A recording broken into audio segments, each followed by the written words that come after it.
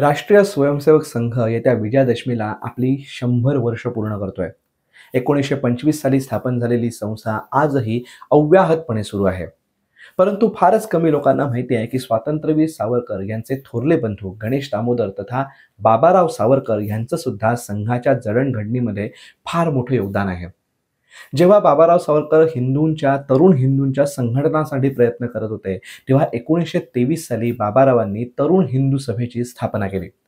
याच तरुण हिंदू सभेच्या प्रचारासाठी ते नागपूरला गेलेले असताना 1924 साली त्यांची डॉक्टर केशव बळीराम हेडगेवार म्हणजेच डॉक्टर हेडगेवारांची भेट झाली. डॉक्टर हेडगेवार हे बाबारावांच्या विचारांनी फारच प्रेरित झाले, प्रभावित झाले. बाबारावांचाही डॉक्टरांवरती एवढा विश्वास जडला, जेव्हा त्यांनी नागपूर सोडलं तेव्हा नागपूरमधील तरुण हिंदू सभेचं सर्व कार्य करण्याची जबाबदारी त्यांनी डॉक्टर हेडगेवारांवरती सोपवली.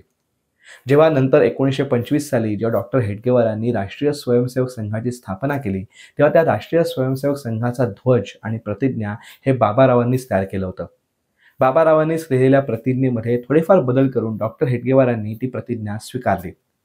1931 साली जेव्हा काशीमध्ये हिंदू मुसलमान दंगा झाला, तेव्हा बाबारावांनी डॉक्टर हेडगेवारांना काशीमध्ये बोलवून घेतलं. प्रकृती अस्वास्थ्यामुळे त्यांनी आपली तरुण हिंदू सभा संघामध्ये विलीन करण्याचा प्रस्ताव ठेवला. नंतर जेव्हा संघाचा प्रसाराचं काम हाती घेतलं, तेव्हा डॉक्टरांसोबत बाबाराव सुद्धा गावोगाव संघाच्या प्रसारासाठी फिरले.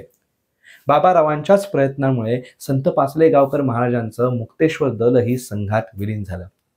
संघ बाल्यावस्थेत असताना बाबारावांनी हे जे संघाच्या प्रचारासाठी, संघाच्या जडणघडणीसाठी हे जे कष्ट घेतलेत, हे प्रयत्न केलेत, हे योगदान दिलंय, हे फारच कमी लोकांना माहिती आहे.